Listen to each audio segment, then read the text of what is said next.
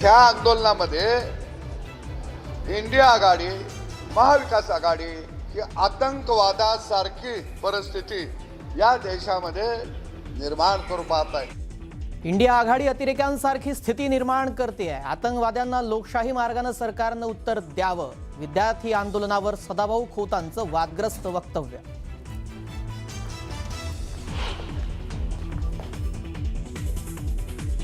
काही राजकीय पक्ष ज्यांना त्या राज्यांमध्ये रिजेक्ट केलेलं आहे असे पक्ष यातून आपल्याला पुन्हा काहीतरी मिळवता येईल का असाही प्रयत्न करतात। विद्यार्थी आंदोलनावरून मुख्यमंत्री फडणवीसांचा ठाकरेंसह विरोधकांवर निशाणा।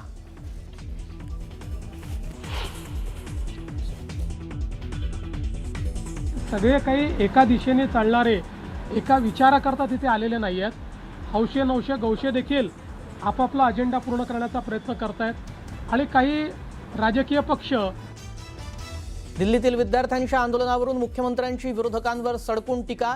काही हौशे नौशे गौशे देखील एजेंडा पूर्ण करण्याचा प्रयत्न करत आहेत म्हणत मुख्यमंत्र्यांचा जोरदार टोला।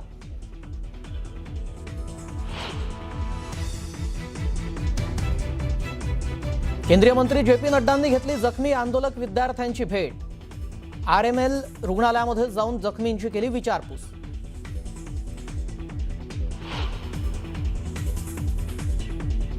विद्यार्थ्यांना मारहाण करणं हे अमानुष। तरुणांना मारहाण होत असतानाही पंतप्रधान मोदी गप्प। राहुल गांधींची पुन्हा एकदा मोदींवर सडकून टीका।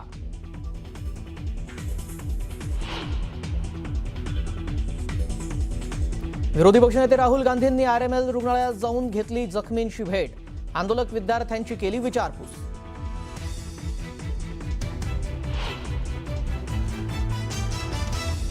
शिवसेना उभाटाच्या खासदारांनी जंतर मंतरला जाऊन घेतली अभिजित दिपकेंची भेट। तर जखमी होऊन आंदोलनाला बसलेल्या विद्यार्थ्यांची घेतली भेट।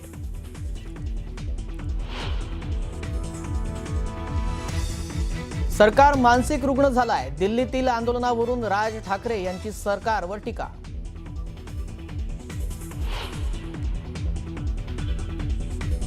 आम्ही सरकारकडे चर्चेसाठी जाणार नाही। सरकारनं जंतर मंतरवर यावं। अभिजित दिपकेंचं वक्तव्य।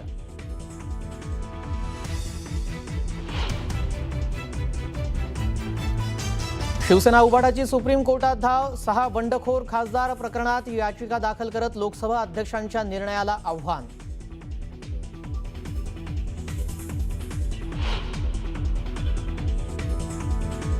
राज्यातील शेतकरी कर्जमाफीबाबत उद्या पहिली यादी जाहीर होणार। मुख्यमंत्री देवेंद्र फडणवीस यांची माहिती।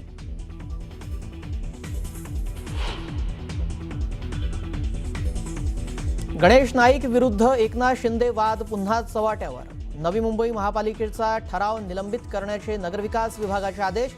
नवी मुंबईतच पदभरती परीक्षा घेण्याचा होता नाईक समर्थकांचा ठराव।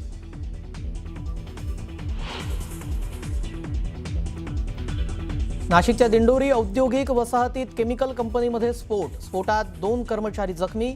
वायू गळतीमुळे आजूबाजूच्या नागरिकांना श्वसनाचा त्रास।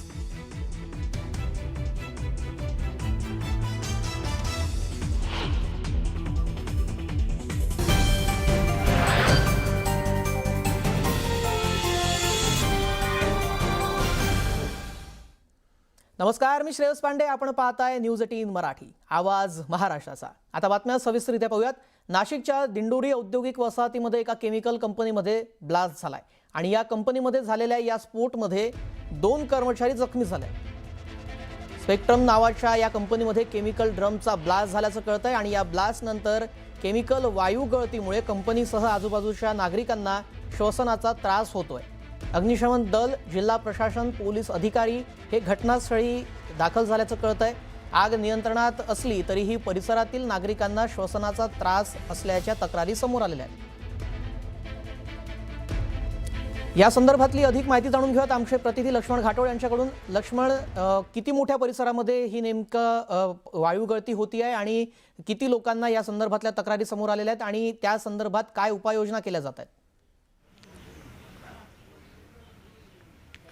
श्रेयस, नाशिकच्या दिंडोरी तालुक्यामध्ये रासेगाव म्हणून हा परिसर आहे आणि या रासेगावमध्ये ही स्पेक्ट्रम नावाची केमिकलची कंपनी आहे आणि या कंपनीमध्ये काही वेळापूर्वी एक ब्लास्ट झालेला होता, वायुगळती झालेली होती आणि त्या वायुगळतीनंतर कंपनीमध्ये काम करणाऱ्या काही कर्मचाऱ्यांना श्वसनाचे त्रास झाले, आजूबाजूला असलेल्या लोकांना देखील श्वसनाचे त्रास झाले आणि त्यानंतर मोठा धूर आणि मोठं केमिकल जे आहे ते या स्फोटानंतर बाहेर पडलेलं होतं आणि त्यामुळे या परिसरामध्ये असलेल्या नागरिकांना प्रचंड त्रास जो आहे तो झालेला होता। या सगळ्या घटनेनंतर आता जिल्हा प्रशासनाचे अधिकारी, अग्निशमन दलाचे जवान आणि पोलीस अधिकारी कर्मचारी जे आहे ते घटनास्थळी दाखल झालेले आहे। ही जी दृश्य आपण बघतोय ही या कंपनीच्याच परिसरामधली आहे। कंपनीच्या परिसरामध्ये आताही या क्षणाला देखील मोठ्या प्रमाणात एक दुर्गंधी जी आहे या केमिकलची ती आपल्याला मिळते आणि त्या दुर्गंधीमुळे ही जी काही दुर्गंधी या परिसरामध्ये पसरलेली आहे ही नागरिकांच्या जीवितासाठी धोकादायक आहे आणि त्या सगळ्या अनुषंगानं आता पोलिसांकडनं या सगळ्या प्रकरणाचा तपास केला जातोय। जिल्हा प्रशासनाच्या वतीने तपास केला जातोय। त्याचबरोबर नाशिकच्या महसूल विभागाचे अधिकारी जे आहेत ते देखील त्या ठिकाणी दाखल झालेले आहे। दिंडोरी नगर पंचायतीचा हा अग्निशमन दलाचा बंब जो आहे तो या ठिकाणी दाखल झालेला आहे। आता या क्षणाला आग आटोक्यात असली तरी केमिकलचा स्मेल जो आहे, वास जो आहे तो या परिसरामध्ये मोठ्या प्रमाणात आहे। 2 ते 3 लोकांची प्रकृती चिंताजनक आहे। त्यातल्या 2 लोकांना नाशिकच्या एका खाजगी रुग्णालयामध्ये दाखल करण्यात आलेला आहे, तर इतर काही लोकांना नाशिकच्या वेगवेगळ्या जवळच्या काही सरकारी रुग्णालयांमध्ये, हॉस्पिटलमध्ये भरती करण्यात आलेलं आहे। त्यांना श्वसनाचे त्रास होते, ब्रीदिंग अर्थात श्वास घ्यायला प्रचंड त्रास होत होता ज्यावेळेला हा केमिकलचा जो स्फोट होता आतमध्ये झाला आणि त्या सगळ्यानंतर आजूबाजूच्या लोकांना देखील या सगळ्या वायुगळतीचा आणि या स्मेलचा प्रचंड त्रास जो आहे तो होत होता आणि त्यामुळे या सगळ्या लोकांना वेगवेगळ्या ठिकाणी जे आहे ते हलवण्यात आलेलं होतं। आता देखील या केमिकल कंपनीमध्ये मोठ्या प्रमाणात दुर्गंधी पसरलेली आहे आणि त्या सगळ्या अनुषंगानं आता अधिकारी या ठिकाणी दाखल झालेले आहेत। त्यांच्याकडनं ही वायुगळती नेमकी कशी झालेली आहे त्याचा तपास केला जातोय, त्याचा नागरिकांच्या शरीरावरती काही परिणाम होणार आहे का याचा तपास केला जातोय आणि या सगळ्या अनुषंगानं कारवाई जी आहे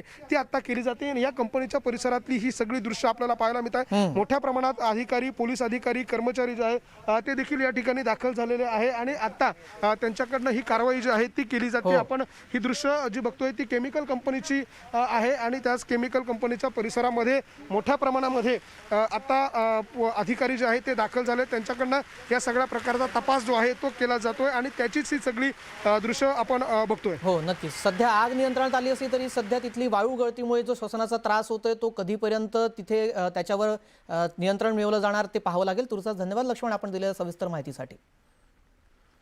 यानंतर पुढची बातमी पाहूया। दिल्लीतील विद्यार्थी आंदोलनाच्या मुद्द्यावरून मुख्यमंत्री देवेंद्र फडणवीस यांनी विरोधकांवर सडकून टीका केली आहे। लोकशाहीमध्ये आंदोलन करण्याचा सर्वांना अधिकार आहे, मात्र हिंसा खपवून घेणार नाही असंही ते म्हणाले। दरम्यान आंदोलनाआडून काहींना राजकीय पोळी भाजायची आहे, त्यांचा तसा प्रयत्न सुरू आहे अशी टीका देखील मुख्यमंत्र्यांनी यावेळी केली। दरम्यान दिल्लीमध्ये नाईलाजास्तव पोलिसांकडून लाठीचार्ज करण्यात आला। लाठीमार करण्यास कुणालाही आवडत नाही अशी भूमिकाही मुख्यमंत्र्यांनी स्पष्ट केली आहे।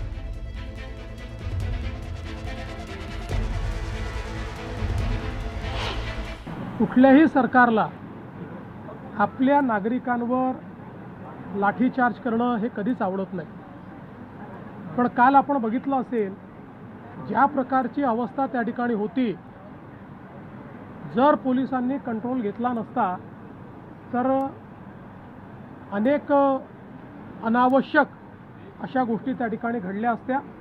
पोलिसांनी मोठा संयम देखील दाखवलेला आहे आणि अर्थातच अशा प्रकारचं आंदोलन हे त्या ठिकाणी योग्य पद्धतीने व्हावं यापुरतं जेवढं त्याच्यावर कारवाई केली पाहिजे तेवढी कारवाई ही पोलिसांनी केली आहे।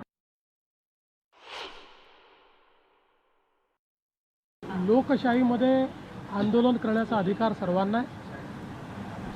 केवळ लोकशाहीमध्ये आंदोलन करतानाही संविधानाने दिलेले हक्क आणि त्यासोबत संविधानाने टाकलेली जबाबदारी या दोन्ही गोष्टी लक्षात घेतल्या पाहिजे। कोणीही परवानगी घेऊन आंदोलन करत असेल, शांतिपूर्ण आंदोलन करत असेल तर अशा आंदोलनाला परवानगी पण दिली जाईल आणि अशी आंदोलनं करण्याचा सगळ्यांना अधिकार आहे। जाणीवपूर्वक राजकीय अशांतता तयार करण्याकरता विनापरवानगी आंदोलनं करणे, हिंसा करणे हे मात्र कुठल्याही परिस्थितीमध्ये योग्य नाही। त्याच्यावर आवश्यक ती कारवाई केली जाईल।